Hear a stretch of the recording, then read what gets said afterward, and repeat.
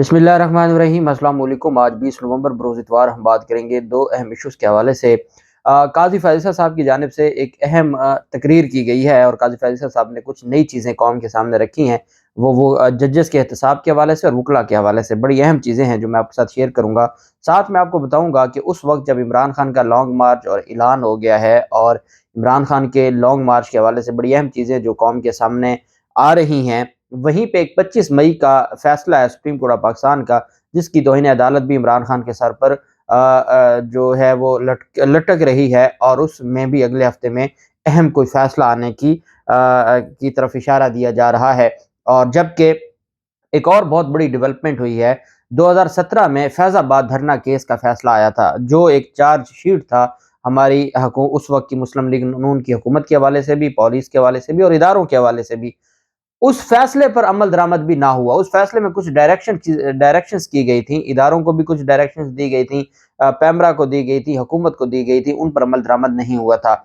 ऐसे वक्त में एक दरखास्त दायर की गई है सुप्रीम कोर्ट ऑफ पाकिस्तान में कि 25 मई के वाकयात की अमल दरामद, तो आपको याद है वो 2017 वाले फैजाबाद धरने की जो चीज़ें हैं वो आपके नॉलेज में क्यों नहीं है, या उसके ऊपर आप क्यों नहीं तौहीन अदालत की कार्रवाई कर रहे मौजूदा हुकूमत पर, क्योंकि उस वक्त भी यही हुकूमत थी और इनके खिलाफ कार्रवाई होनी चाहिए कि फैजाबाद धरने में धरने के हवाले से, एहतजाज के हवाले से हर इदारे को कुछ लिमिटेशंस और कुछ बाउंड्रीज में रखा गया था और एक्सप्लेन किया गया था। और इस हद तक वो सख्त जजमेंट थी कि काजी फैज़ा साहब ने वो जजमेंट में कहा था कि मैं चैम्बर में बैठकर इसको जारी करूंगा, मैं ओपन अदालत में नहीं इसको जारी कर सकता। बड़े सख्त अल्फाज थे। उस पर अब ये दरखास्त दायर की गई सुप्रीम कोर्ट ऑफ पाकिस्तान में, उसकी तफसील भी मैं आपके साथ शेयर करूंगा। मैं आपको जो फैजाबाद धरने के 3-4 मोटे पॉइंट है वो भी बताऊंगा थे क्या, और फिर उसके बाद हम उस पिटीशन की तरफ आएंगे जो सुप्रीम कोर्ट ऑफ पाकिस्तान में मौजूदा हुकूमत के खिलाफ दायर की गई है।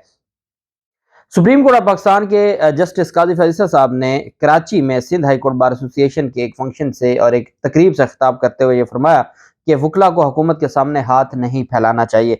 हुकूमत से पैसे लेंगे तो आप आज़ाद नहीं होंगे, और हुकूमत जो आपको पैसे दे रही है वो आवाम की टैक्स का पैसा है। ये जो बार काउंसिल्स और बार एसोसिएशंस पैसे लेती हैं हुकूमतों से, और ये बाकायदा बजट में होता है, जो मैंने आपको बताया था कि हर साल बजट में शामिल किया जाता है, तो उसके हवाले से ये बात की है। और जो जैसे एहसन भून साहब हैं या आजम नज़ीर तारड़ साहब हैं, इन्होंने हमेशा बार काउंसिल के इलेक्शंस भी हुकूमती पैसों पर लड़े हैं। और यही बात काजी फैज़ल साहब कह रहे हैं कि अगर आप हुकूमत से पैसे लेंगे तो आप आज़ाद नहीं होंगे। उन्होंने कहा कि इदारों पर तनकीद ना करें, शख्सियात पर तनकीद करें। जब हमने आइन का दामन छोड़ा तो मुल्क दो लख्त हो गया। और आप देख सकते हैं कि काजी फैज़ल साहब तो कह रहे हैं कि जी आप इदारों पर तनकीद ना करें, शख्सियात पर करें। जिन्होंने शख्सियात पर तनकीद की है उनका क्या हशर हुआ है, और एक सुप्रीम कोर्ट का जज बेबस नजर आता है। जस्टिस काजी फैज़ल साहब ने कहा कि 950 पैराग्राफ पर मुश्तमिल एक फैसला था जिस पर शर्मिंदगी होती है। इस फैसले में वजीर आजम को सजाए मौत सुनाई गई। जजेस को किसी के दबाव में आकर सजाए मौत नहीं देनी चाहिए। उन्होंने कहा मुल्क का हर शहरी अदलिया की आज़ादी चाहता है। अदलिया का काम शहरियों के हकूक का तहफ़्फ़ुज़ करना है। वकला का लहू पाकिस्तान का तहफ़्फ़ुज़ करता है। हमें सवाल करने का हक दें, फिर हमारे फैसले पर भरपूर तनकीद करें। जस्टिस काजी फैज़ल साहब ने कहा कि मैंने सिवाय एक के तौहीन अदालत का कोई केस नहीं सुना। आपको हक है, आप मुझसे सवाल जवाब कर सकते हैं। मेरे केस के बाद वीमेन एक्शन फोरम ने कहा कि जजेस असासे ज़ाहिर करें। मैंने और अहलिया ने अपने असासे ज़ाहिर कर दिए। उन्होंने कहा कि जजेस तरक्की पर वजीर कानून और अटारनी जनरल का पहले और बाद का मौक़िफ़ मुख्तलिफ था। इसके मुख्तलिफ दलाइल नहीं दिए गए। शायद कुछ प्रेशर हो कि अचानक चेंज हो गया हो, पहले मौक़िफ़ और था, बाद में मौक़िफ़ और था। अफसरान से गाड़ियाँ वापस ली जाती तो पब्लिक ट्रांसपोर्ट अगर ले ली जाती हैं तो पब्लिक ट्रांसपोर्ट अच्छी हो जाएगी और मामलात बेहतर हो जाएंगे। इस मौके पर जस्टिस मकबूल बाकर साहब भी वहाँ पर मौजूद थे, और उन्होंने मकबूल बाकर साहब भी इस तकरीब में मौजूद थे। उन्होंने कहा कि आइन और कानून की जो जस्टिस रिटायर्ड हैं, साबिक जज हैं, आइन और कानून की हुक्मरानी पर मुबारकबाद देने की ख्वाहिश है। हम 75 बरस से ऐसा नहीं कर सके। ये सब गैर सियासी कुव्वतों की निज़ाम में मुदाखलत है। इसकी जिम्मेदारी सियासी लोगों पर आयद होती है। उन्होंने कहा कि हम खुशहाल मुआशरा कायम करने में नाकाम रहे हैं। मुल्क में जमहूरी अमल को कभी पनपने नहीं दिया गया। बेनज़ीर भुट्टो की हुकूमत के खात्मे के खिलाफ अपीलों पर फैसला बर वक्त ना हुआ और वो गैर मुअस्सर हो गई, और हमेशा इसी तरह के जो मामलात हैं वो होते रहे और जो तगड़े लोग हैं उनके खिलाफ कभी फैसले ना आए। अब मुझे बताएं कि इमरान खान अगर कोई बात करे या جو عام آدمی کو بات کرے، جب سپریم کورٹ کا سٹنگ جج جو آنے والا چیف جسٹس بھی ہے، وہ اپنے آپ کو اتنا جو ہے وہ مجبور سمجھتا ہے اپنے فیصلوں کو لے کر، دباؤ اور پریشر کی باتیں کرتا ہے، تو پھر آپ بتائیں کہ ہمارے ملک میں کیسے انصاف آگے چلے گا، اور یہاں پر ایک غریب آدمی کو کیسے انصاف ملے گا؟ پھر سول جج کیسے جانبدار نہیں ہوگا اور وہ تگڑے طریقے سے ایمانداری سے میرٹ کے اوپر فیصلے کرے گا؟ سیشن جج کیا کرے گا؟ پھر یہ جو نظام ہے یہ ایسے ہی چلتا جائے گا۔ اب ہوا یہ تھا کہ فیض آباد دھرنا جو کیس تھا اس پر بہت زیادہ اختلاف تھا، آپ جانتے ہیں کہ قاضی فیصل صاحب کی جانب سے، اب قاضی فیصل صاحب بھی وہ لمٹ کراس کر جاتے ہیں جو بطور جج ان کو نہیں کرنی چاہیے، وہ جج ہیں، ان کی کچھ ذمہ داری ہیں، جیسے آپ نے دیکھا پچھلے 4-5 دن پہلے وہ وہاں سے گزرتے ہیں تو عوام کے ساتھ اور وہاں پر جو مظاہرین ہیں ان کے ساتھ الجھ پڑتے ہیں۔ یہ چیزیں ایک جج کو زیب نہیں دیتی، جو ان کا ایک مقام ہے ان کو اپنا مقام رکھنا چاہیے۔ پھر جب جج جو 3-4 طرح کے سپورٹر جو رپورٹرز ہوں جن کو کوئی گھاس نہ ڈالے اور عوام میں ان کی پذیرائی یہ ہو کہ عوام وہ بولے تو عوام کہے کہ یہ جھوٹ ہی بول رہے ہیں، اور ان کے ساتھ ان کے پاس آنا جانا یا ان کو زیادہ پذیرائی دینا، یہ چیزیں بتاتی ہیں کہ یہ ایک جج کی لیول کا کام نہیں ہے، اس کو نیوٹرل رہنا ہوتا ہے، اس کو جو ون مائنڈڈ لوگ ہیں ان کے ساتھ تعلقات نہیں رکھنے ہوتے، وہ سارے اختلافات بھی۔ اور پھر قاضی فیصل صاحب نے جو فیض آباد دھرنا کیس تھا، فیض آباد دھرنا کیس میں پھر انہوں نے رگڑ دیا تھا اس وقت کی حکومت کو بھی اور اداروں پر، جو اس وقت جو چیزیں سامنے آئی تھیں 2017 میں، اور وہ جو پیسے تقسیم ہو رہے تھے اور جو ایک ثالثی کا کردار اداروں نے ادا کیا تھا، اس کے اوپر بڑے سخت ریمارکس آئے تھے، اور یہ اتنا سخت فیصلہ تھا کہ اس کو سپریم کورٹ میں چیمبر میں بیٹھ کر نہیں سنایا گیا تھا۔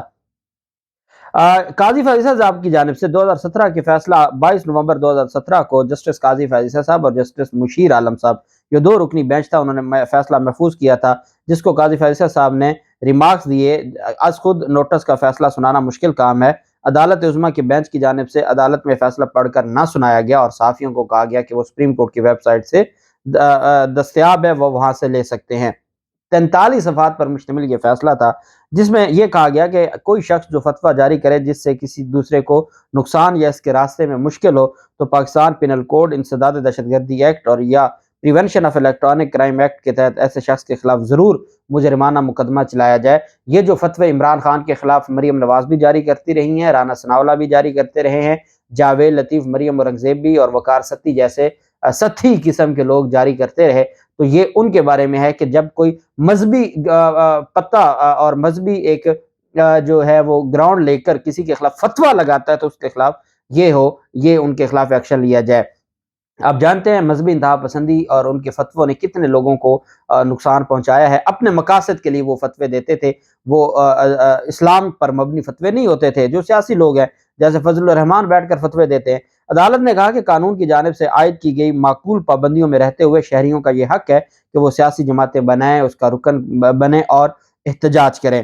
انہوں نے کہا کہ ہر شہری اور سیاسی جماعت امن و امان کے مفاد میں معقول قانونی پابندیوں کے مطابق پرامن اجتماع اور احتجاج کا حق رکھتے ہیں، اور اجتماع اور احتجاج کرنے کی حد اس وقت تک دائرے میں ہے جب تک وہ کسی دوسرے کے بنیادی حقوق یا ان کو خراب نہیں کرتے۔ عدالت کی جانب سے یہ بھی کہا گیا کہ ریاست کو غیر جانبدار اور منصفانہ سلوک کرنا چاہیے۔ انہوں نے کہا کہ 12 مئی 2007 کے وکلا کے احتجاج کا ذکر کرتے ہوئے سڑکوں پر پرامن شہریوں کے قتل اور اقدام قتل کے ذمہ داروں کے خلاف قانونی کارروائی میں ریاست کی ناکامی کا بھی ذکر کیا، اور کہا کہ اس سے برا اثر پڑا اور دوسروں کو تقویت ملی کہ وہ اپنے ایجنڈے کے حصول کے لیے بدامنی پھیلائیں۔ عدالت نے فیصلے میں کہا کہ ریاست کو ہمیشہ غیر جانبدار اور منصفانہ سلوک کرنا چاہیے، قانون کا اطلاق سب پر ہوتا ہے، اور ان پر بھی جو حکومت میں شامل ہیں۔ ساتھ ہی عدالت نے یہ بھی کہا کہ جو حکومت میں ان کے ساتھ بھی اداروں کو آزادانہ طور پر پیش آنا چاہیے۔ انہوں نے کہا کہ وفاقی اور صوبائی حکومتوں کو ہدایت کی کہ نفرت، انتہا پسندی اور دہشت گردی پھیلانے والوں کی نگرانی کی جائے، خفیہ ادارے اور ISPR کو اپنے دائرۂ کار سے تجاوز نہیں کرنا چاہیے، یہ بھی کہا گیا تھا اس ججمنٹ میں۔ اور انہوں نے کہا کہ ISI اور intelligence bureau, military intelligence bureau اور انٹر سروس پبلک ریلیشن کو اپنے متعلقہ مینڈیٹ سے تجاوز نہیں کرنا چاہیے، آزادی اظہار رائے کو محدود نہیں کر سکتے، اور انہیں نشر و اشاعت کے ساتھ براڈ کاسٹر، پبلشر اور اخبارات کی تقسیم میں مداخلت کا اختیار نہیں ہے۔ انہوں نے کہا کہ خفیہ ایجنسیز کو ملک کی علاقائی سالمیت کے لیے خطرہ اور تشدد کے ذریعے عوام و ریاست کی سلامتی کو کمزور کرنے کی کوشش کرنے والے عناصر کی نگرانی کرنی چاہیے۔ انہوں نے یہ بھی کہا کہ بہتر ہوگا کہ ان قوانین کا اطلاع کیا جائے جو خفیہ اداروں کے متعلقہ دائرہ کار کی وضاحت کرتے ہوں، تاکہ شفافیت اور قانون کی حکمرانی کو اچھے طریقے سے یقینی بنایا جا سکے۔ انہوں نے کہا کہ آئین مسلح فورسز کے افراد کو کسی طرح کی بھی سیاسی سرگرمی جس میں سیاسی جماعت، گروہ یا فرد کی حمایت ہو، اس سے منع کرتا ہے۔ حکومت پاکستان کو وزارت دفاع اور تینوں مسلح افواج کے متعلقہ سربراہان کے ذریعے ہدایت کی گئی ہے کہ وہ حلف کی خلاف ورزی کرنے والے اہلکاروں کے خلاف کارروائی کا آغاز کریں۔ یہ سارے احکامات تھے۔ ساتھ عدالت نے یہ بھی کہا کہ جو میڈیا کو جس طریقے سے روکا جاتا ہے، پیمرا کو استعمال کیا جاتا ہے، اور جو کیبل آپریٹرز کو منع کیا جاتا ہے فلاں کو چلانا ہے فلاں کو نہیں چلانا، اور اس میں جو انوالومنٹ ہے اس کے اوپر بڑے سخت رد عمل دیا اور کہا کہ جو انوالو ہے ان سارے لوگوں کے خلاف کارروائی کی جائے، اور باقی جو اس میں جو چیزیں تھیں وہ قوم کے سامنے رکھی گئی۔ لیکن حقیقت یہ ہے کہ قاضی فیصل صاحب نے یہ فیصلہ دیا، نومبر 2017 میں یہ فیصلہ آیا، اور اس کے بعد سے لے کے آج تک اس پر عمل درآمد نہ ہوا۔ اب یہ درخواست دائر کی گئی ہے اور سپریم کورٹ میں فیض آباد دھرنے کے فیصلے پر عمل درآمد نہ کرنے پر توہین عدالت کی درخواست دائر کی گئی ہے، اور یہ اس نون لیگ کی حکومت اور باقی جو لوگ ہیں ان کے خلاف ہے۔ اور یہ خالد محمود ہیں، ایک پاکستانی شہری ہیں، ان کی طرف سے یہ درخواست دائر کی گئی ہے۔ سپریم کورٹ نے 6 فروری 2019 کو جو فیض آباد دھرنا کا دوسرا تفصیلی فیصلہ جاری کیا تھا۔ عدالتی فیصلے پر آج تک کسی بھی عدالت نے عمل نہیں کیا۔ فریقین نے جان بوجھ کر سپریم کورٹ کے واضح احکامات پر عمل نہیں کیا۔ سپریم کورٹ نے اپنے فیصلے میں وزارت دفاع، پیمرا، الیکشن کمیشن اور سیکیورٹی اداروں کو مختلف ہدایات کی تھیں۔ سپریم کورٹ نے اپنے فیصلے میں وفاقی اور صوبائی حکومتوں کو بھی ہدایات جاری کی تھی۔ عدالتی فیصلے پر عمل درآمد نہ کرنے والوں کے خلاف توہین عدالت کی کارروائی کرنے کی استدعا کی گئی ہے۔ درخواست میں وزارت دفاع، وزارت داخلہ، سیکیورٹی اداروں، پیمرا کو فریق بنایا گیا ہے۔ یہ قاضی فیصل صاحب کے فیصلے کی جو توہین ہے، چونکہ 25 مئی کی توہین کو لے کر یہ حکومت اور بہت سارے لوگ بہت ایکٹیو ہیں، اور وہ یہ سمجھتے ہیں کہ عمران خان کو تختہ دار پر لٹکا دیا جائے، تو پھر فیصلہ تو فیض آباد کا بھی تھا، اور فیض آباد دھرنا کیس میں کچھ ایسی ڈائریکشنز تھیں، ایسے فیصلے تھے جو اس وقت کی حکومت نے پورے نہیں کیے تھے، اور انہی کی حکومت تھی جن کی آج ہے، اور آج بھی وہی کام ہو رہا ہے۔ اور دیکھنا یہ ہے کہ اب سپریم کورٹ آف پاکستان اس فیصلے کی توہین اپنے 25 مئی کی، کہ عمر رضا بندیال صاحب اپنے 25 مئی کے فیصلے کی توہین میں تو عدالت لگا کے بیٹھے ہیں، کیا جو 2017 میں جو فیض آباد دھرنا کیس تھا اس کی توہین میں جو یہ الزامات لگائے گئے ہیں کہ جی یہ ہماری حکومت ناکام رہی ہے، کیا اس میں بھی اس کیس کو بھی اس توہین عدالت کے ساتھ لگا کے اسی طرح ہر ہفتے کیس کی سماعت کی جائے گی اور کہا جائے گا کہ عدالتوں کے فیصلوں کی توہین نہیں ہونے دی جائے گی؟ معاملہ بڑا دلچسپ ہو گیا ہے۔ جو بھی تفصیلات ہوں گی آپ ساتھ شیئر کرتے رہیں گے۔ اللہ پاک پاکستان کا حامی و ناصر ہو۔ بہت شکریہ۔ اللہ حافظ۔ پاکستان زندہ باد۔